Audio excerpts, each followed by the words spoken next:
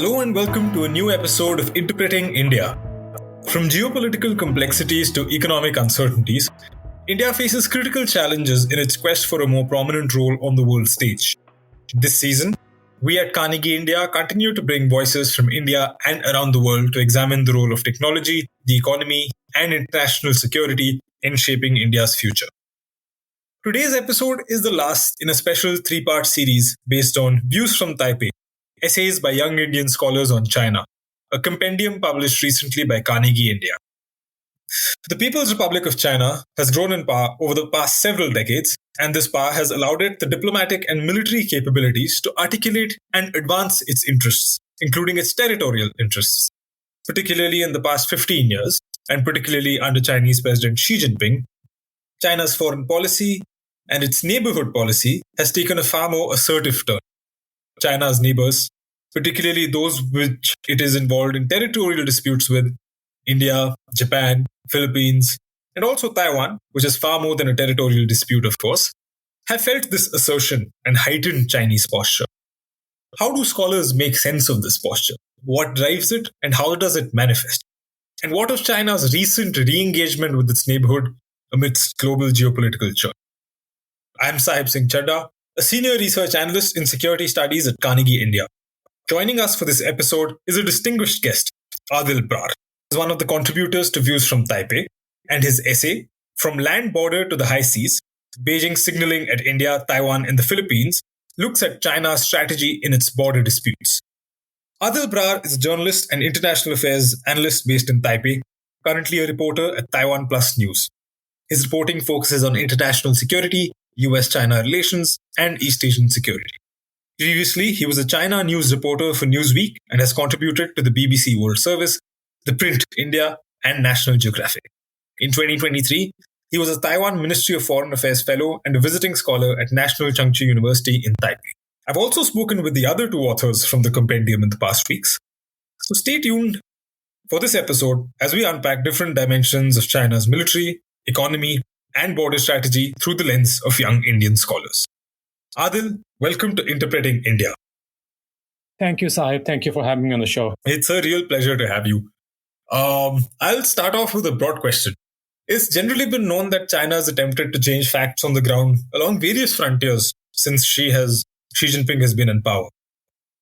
If I could ask you, what novel insights are gained from your comparative analysis of the developments along each frontier, the LAC, and with the Philippines and Taiwan? Thank you for that question. I set off to write this essay for Carnegie India with a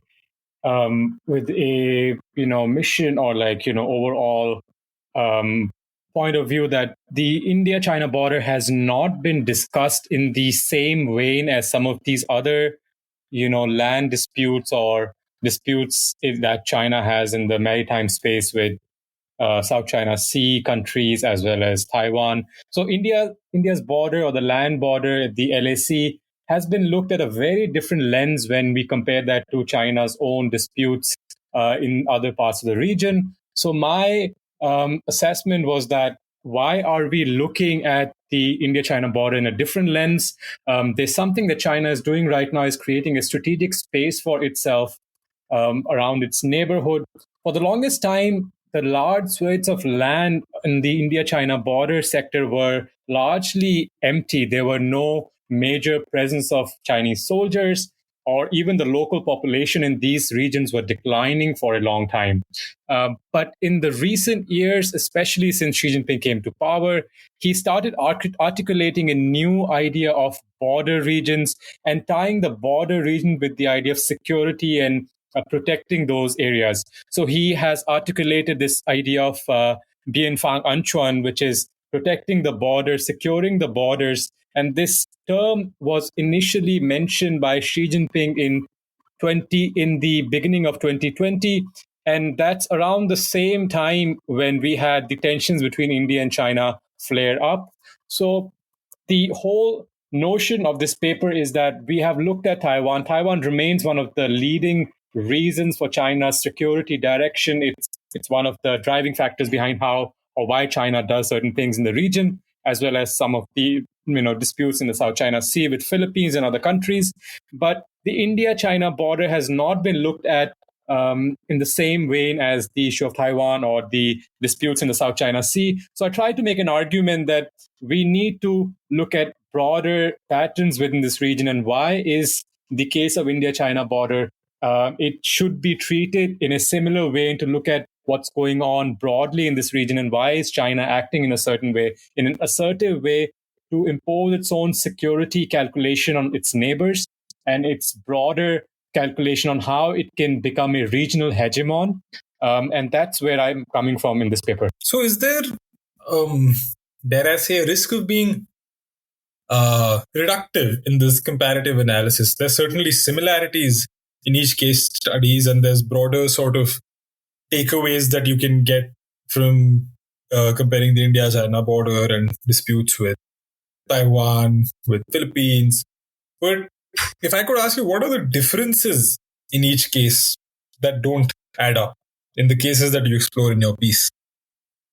Yeah, and thanks for asking that question. I think there are some differences that don't align with the case of India-China border, also the disputes in the seas. Because in the case of South China Sea, the dispute is with multiple countries. So the driving factors are different, and the history of these disputes are also different. The dispute with, in the case of Taiwan Strait, is entirely a different case study. But in the sense that I'm trying to make an argument that the actions that China has taken in the past years have a direction to create a strategic space for itself. And so if we look at the differences, what are the differences? The timelines in all these cases may not always align with the beginning of the actions vis-a-vis Taiwan Strait or South China Sea. But in my analysis, I argue that some of these incursions in the Taiwan Strait, when they started picking up, initially with the incoming Tsai Ing-wen presidency, and also we saw similar tensions at the India-China border in case of Doklam. So there are certain overall similarities that may sometimes sound reductive, but we have only a limited set of evidence to work with.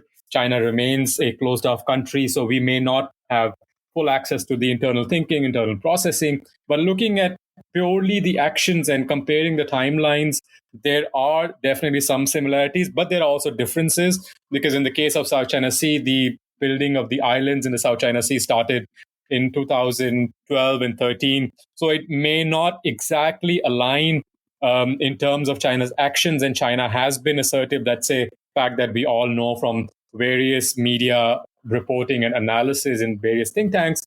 But I argue that the India-China border here remains intimately linked because of overall strategic calculation that China has, how it wants to secure its border regions going forward. Because under Xi Jinping, there is a push towards creating strategic space for China, which can allow it to become a regional hegemon. And it may have been articulated in the past as well by other Chinese leaders, but Xi Jinping has given a very unique take on how China should look at its own region, how it should assert its power vis-a-vis its neighbors. And that is why I think these similarities do stand out and create a good case for what's happening at the India-China border, and how it has some parallels with the case of the Taiwan Strait as well as South China Sea. Did you see China's escalation along the India-China border in 2020, in the summer in eastern Ladakh, where it attempted to change the status quo in 7 separate friction points? Did you see that as an attempt to create strategic space? Let me start with we need to go back a little bit. When did these tensions actually start flaring up in that region? If we look at, and I did look at some of the satellite imagery that was available to me, and I looked at the evidence of how they slowly started building some helipads and barracks and roads in Ladakh, but that started in August 2019. So I had similar examples in case of the Taiwan Strait. So there are some helipads that the construction of these helipads begin around sometime in mid 2019. So if we look at India-China border, China started slowly building these infrastructures with a plan of changing the reality on the ground.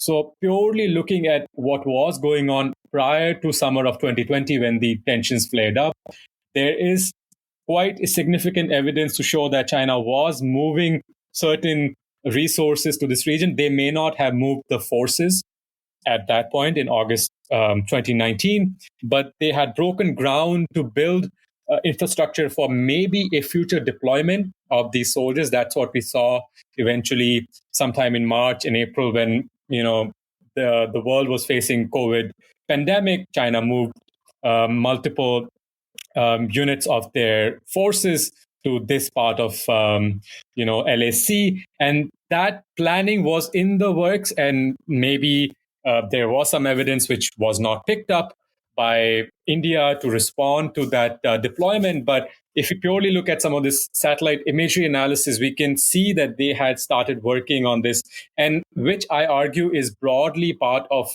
creating the strategic space and creating a new calculus where China is the one that gets to first set the rules of engagement, a new normal that I use in my writing, a new normal vis-a-vis Taiwan Strait as well as vis-a-vis India. In your piece, you talk about the chain reaction thesis, in which Chinese strategists sort of perceive that an escalation along one frontier is an opportunity for other parties along other frontiers to capitalize and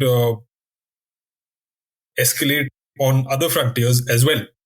Can you talk about this thesis a bit? Yeah, thank you so much, Saheb, for picking that particular point. And I think drawing that comparison, as you just did, with strategic encirclement vis-a-vis the argument that I made in my paper about chain reaction, they're essentially very similar terminologies to explain China's actions, but there are certain differences. Strategic encirclement is an idea which has roots into other kind of scenarios that China could respond to in the future. It could be very much to do with domestic chaos, which could result from domestic issues, protests within China. So China might look at what could happen on its borders if there is internal turmoil within China, how to respond to that, how to secure its borders, especially in Xinjiang.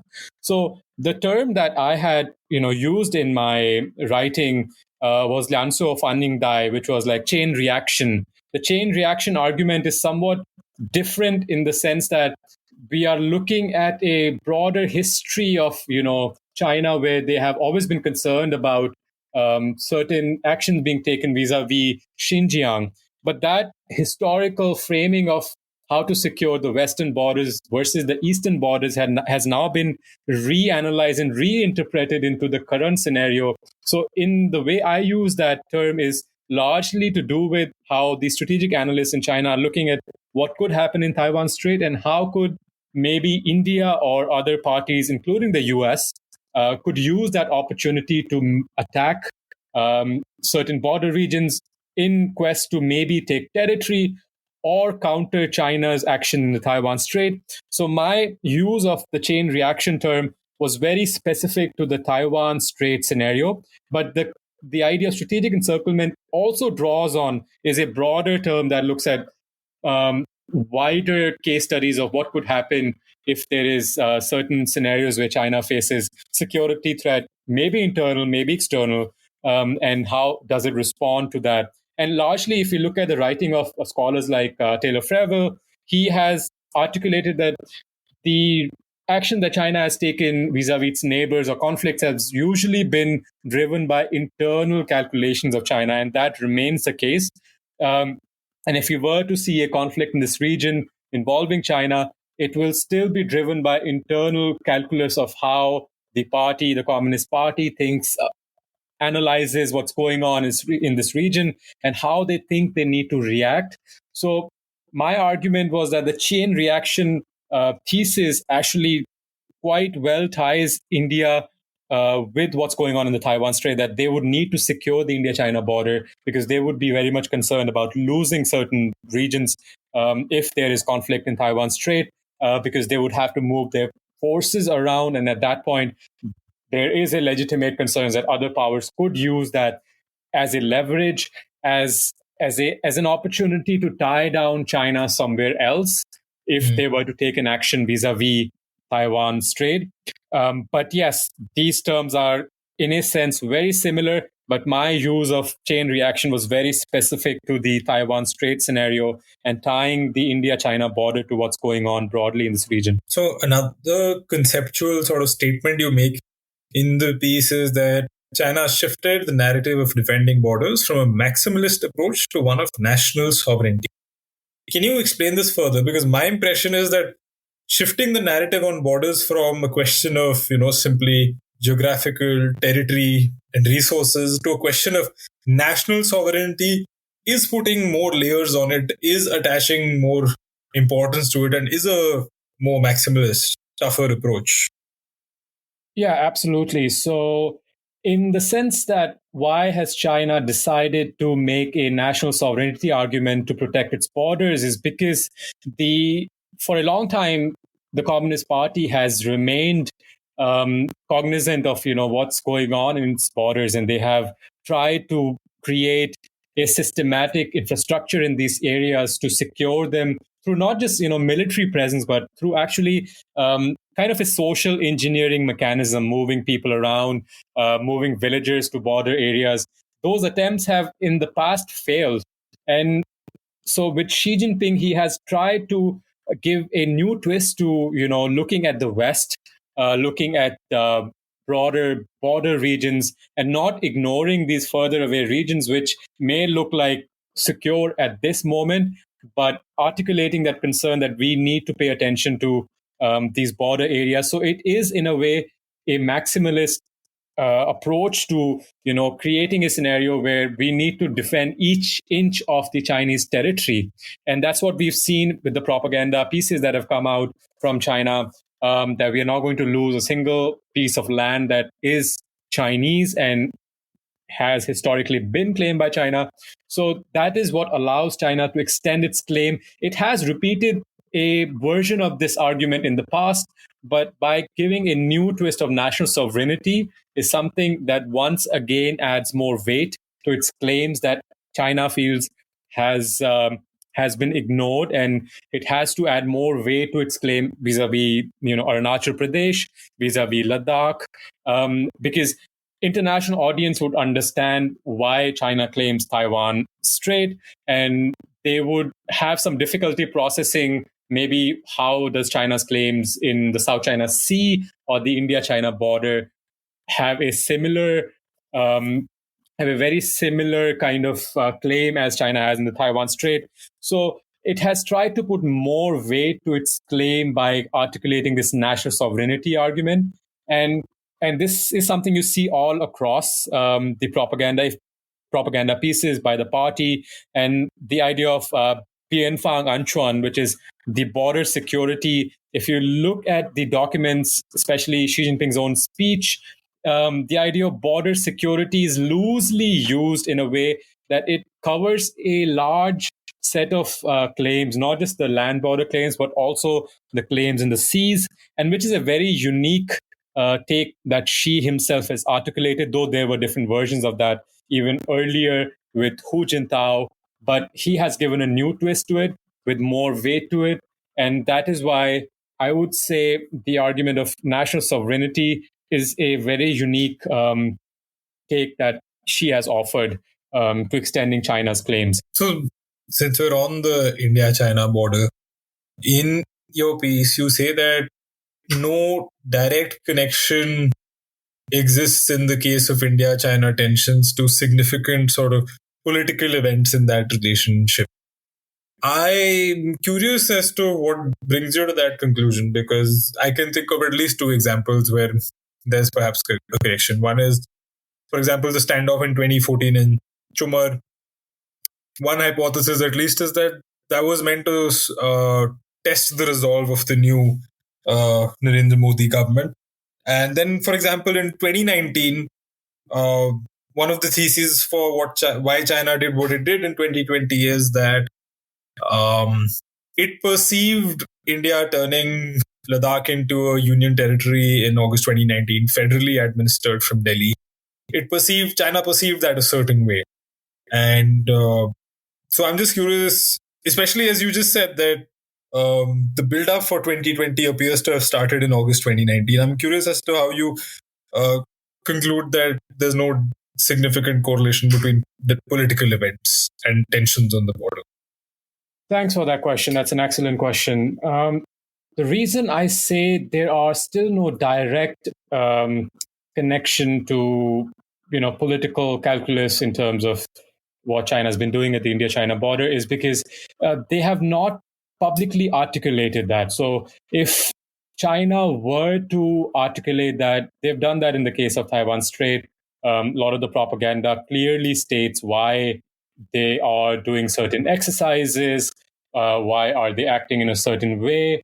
And similarly, in the case of South China Sea, when there are major exercises that lead up to certain response from China. In the case of India-China border, the reason in August 2019, it may have started, building that infrastructure, but in the case of the India-China border, the planning for that may have started even prior to 2019. So my overall argument why we don't see a direct connection is that China has, and we can clearly trace China's action in Taiwan Strait, and even in the case of South China Sea, where they directly respond to certain activities in this region. But in the case of India-China dispute, they have not publicly articulated why certain exercises have happened. And that may have to do with the dyad that India and China have. China may not want to escalate tensions beyond a certain point, or they may want to hide their intentions in a certain way, mask them. But at this point, we don't have any good argument, at least from the Chinese sources, that why have they responded to certain actions, maybe by India, maybe due to geopolitical connections. We don't have the hard evidence to prove that as of yet, but maybe we do get that evidence in the future. There's some Chinese scholars articulating that India was getting close to the U.S. India was at that point, the first Trump presidency was creating a scenario where U.S. was opening certain sectors for India, especially defense cooperation and other particular sets of interests were emerging, and maybe China was responding to that. But I still have to see a concrete sort of evidence coming out of China, which may be official or almost semi-official, to link some of these activities to what's going on in the Taiwan Strait. Sure, there may be a geopolitical calculus to China response in the case of India-China border, because LAC for a long time on the Chinese side in the Ladakh sector was quite empty according to China, and I've come across certain arguments which do align with this thinking that we have not secured this section of the border, we need to act. But there is no clear connection as of to why in 2020 the things the way they happen.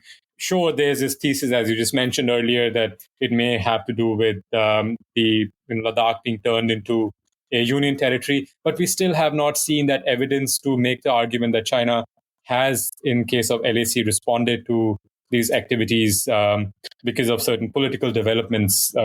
Clearly linked and clearly articulated evidence which can prove they have responded to India's actions. Thanks. I think that's an interesting answer and that's an argument worth making. You talked about broader geopolitical tensions, broader strategic spaces, and I agree with you that these actions in various fronts by China are meant to create more strategic space, and that's at least the intention with which they carry it out. But we've seen that in several cases, that space has only ended up shrinking. India-US security cooperation has only deepened since 2020, since the crisis in Ladakh in the summer. Would that be your sense that China's strategic space has ended up shrinking because of its actions? And if that is the sense, is there any course correction by the Chinese that these attempts may not have necessarily borne fruit? Yeah, thank you so much for that question. I like that question a lot. And we have seen in the recent months, China has at least made an attempt to course correct things with India. There's a lot of diplomacy going on. And I think there is some some narratives in China by some scholars that we can, address these concerns within the bounds of diplomacy. We don't have to escalate tensions beyond a certain point because we do need to keep India somewhat close. And China may have acted in a certain way which was detrimental to its own interests. It may have acted in a certain way that did destroy relations with India beyond a point that they didn't think it would. And India, under the prime ministership of Narendra Modi, appears to be different, and they have understood that they cannot create this kind of scenario where maybe India would get confused and may not align closely with India, as may have happened in the past. And that understanding has driven at least some course correction in the case of India-China border in the recent months. But it remains it remains kind of reactive. China remains reactive. There are developments in the region. We saw with the case of India-Pakistan, it has again somewhat become aggressive vis-a-vis what's happened between India and Pakistan. And it's trying to take a position which will once again maybe put India and China at odds. It has sought to address certain pressing issues by moving back soldiers from certain points where they were quite close, at least carry out some disengagement in these sectors, which it may not have had to, but China may have realized that it's not in their interest and it wanted to course correct. So it may have had a counterproductive, reaction for China, where actually the strategic space might have shrunk rather than as they thought it would have grown. So they've had to course correct, and I can see that they are trying to course correct in case of maybe in case of other disputes as well. But again, it's their way of thinking that what is the bottom line, and we really don't know what here remains the bottom line for China. Everybody remains in a guessing mode where China draws a line. But we need to also look at the fact that the soldiers that China had deployed in the India-China border remain there. They have not been moved back in substantial numbers. So in that case, it is trying to create a new normal. So that remains a strategic direction for China, with some adjustment, with some tweaking here and there.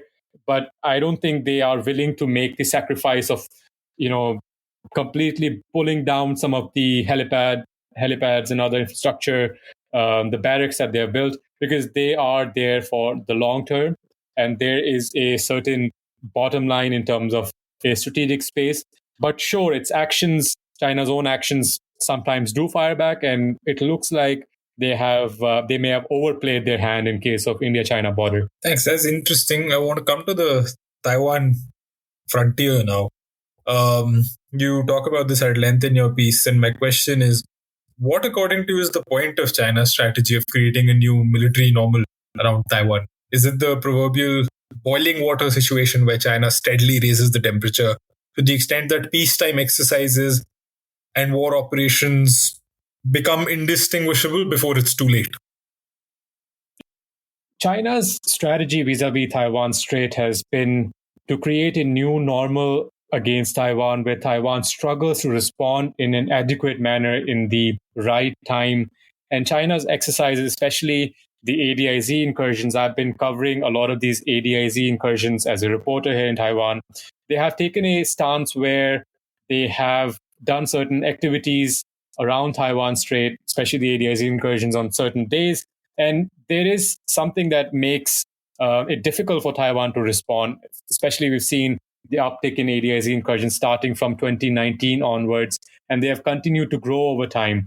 And in the recent months, I've seen they've been conducting these exercises, especially the ADIZ incursions, on a day which is roughly either Wednesday or a Thursday. And so they try different things to make it difficult for Taiwan to respond. And these patterns are changing every year.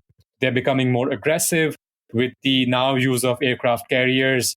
The aircraft carriers move in a certain way. Right now, we have the Liaoning aircraft carrier just south. It was seen recently southeast of Taiwan, somewhere between Taiwan and Guam.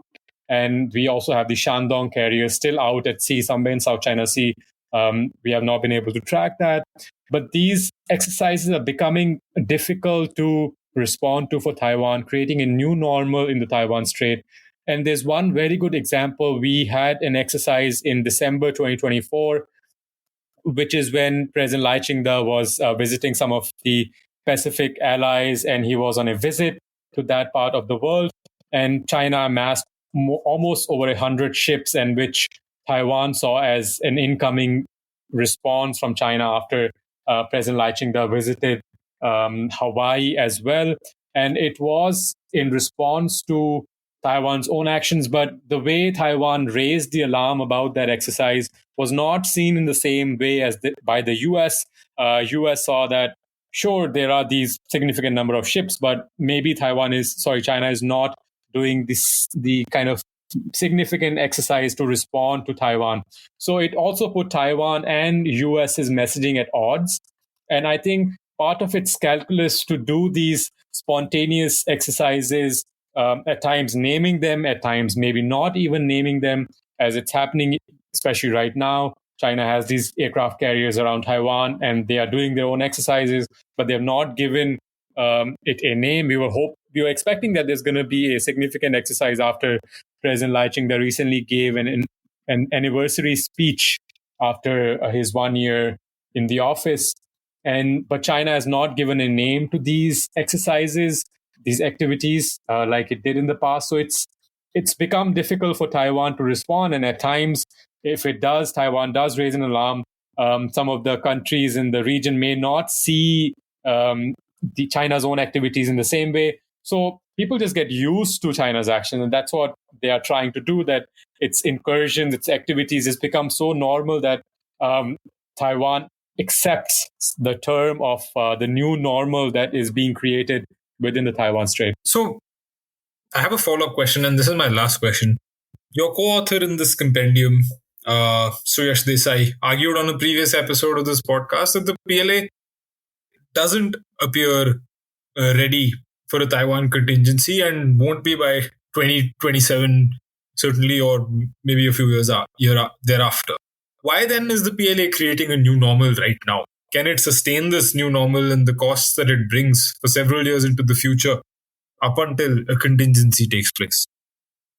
That's a very important question that many people are trying to figure out. And I agree with Suyash the way he articulated that China is not ready for a major mission against Taiwan. And it won't be ready in 2027, even by that deadline that China has set, because there are significant war mobilization activities that China needs to do for an operation in the Taiwan Strait. And we are not seeing those kind of mobilization efforts. It needs to change certain recruitment patterns. It needs to raise certain alarms. And we've not seen that kind of regional preparation it needs for a major operation. And if you look at some of the, efforts in the Eastern Theater Command and way it's acting, where China is doing things, they may have a modernization deadline by 2027, but it doesn't seem like they are in a significant way, stepping stones towards that major invasion of the Taiwan Strait and coming to take Taiwan. And that's largely because to do these things, it takes a organizational effort. And we've seen in recent months, there have been so many of these cases where senior leadership of the PLA has been removed or replaced. So there remains a top leadership issue in terms of preparing for a future where China may attack Taiwan. And we don't have enough evidence to connect some of the dots in terms of what's going on within the PLA leadership. But there's one example of He Wei-dong, who is a very senior leader in the military leadership. He was the person, according to some sources, they've said that he was the one who planned and executed the response to the Nancy Pelosi visit to Taiwan in August of 2022. And he is now somebody who's not been seen in public, and there are rumors about him being under investigation or being replaced. And there are significant leadership issues at the very top, which are creating impediments for China to prepare for a future invasion. But again, we need to remember that some of the decisions about a campaign against Taiwan would be driven by the top leadership, Xi Jinping himself, and articulation of their own interest and how Taiwan articulates its own idea of what it wants to be and where it wants to be in the future, and how Beijing interprets that. So this three-way tango that we have between China, Taiwan, and the US will be closely watched by Xi Jinping to decide a future campaign. And in terms of preparation, I agree with Suyash that they have a long way to go even to reach that 2027 deadline. They might even, announce a propaganda victory by saying they are ready in 2027, but that does not mean they're actually ready for a campaign in terms of their preparation, the hiring, the recruitment, the training. The training remains one of a major issue for China to mobilize their forces, and the issue of the replacement of soldiers, the retirement. Now they have 2 recruitments in a year, which is something China has been trying to create more space for, more training, and that's why it's also the reason it's exercising around Taiwan on these multiple occasions is to fix its problem of training with the soldiers. They lack leadership direction. So there are multiple evidence here and there that if we put them together, we can see their preparation for a conflict in the Taiwan Strait is not going according to the timeline that they may have set, at least at this moment as we speak. Thanks, Aadil. I think that's very interesting. Those are all the questions I have for you today. It's been a real pleasure to have you on Interpreting India. Thank you so much for joining us. Thank you so much. I love to be back on the podcast and love to continue this conversation. Absolutely.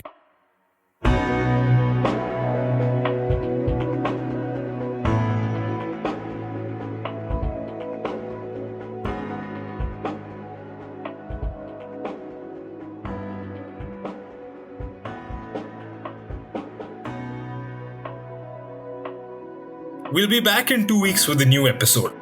To make sure you don't miss it, be sure to subscribe on Apple Podcasts, Spotify, YouTube Music, Stitcher, or wherever you get your podcasts from. To learn more about our research and team, you can visit us on our website at carnegieindia.org. You can also find us on social media on X, Facebook, and Instagram. Thank you for listening. See you next time.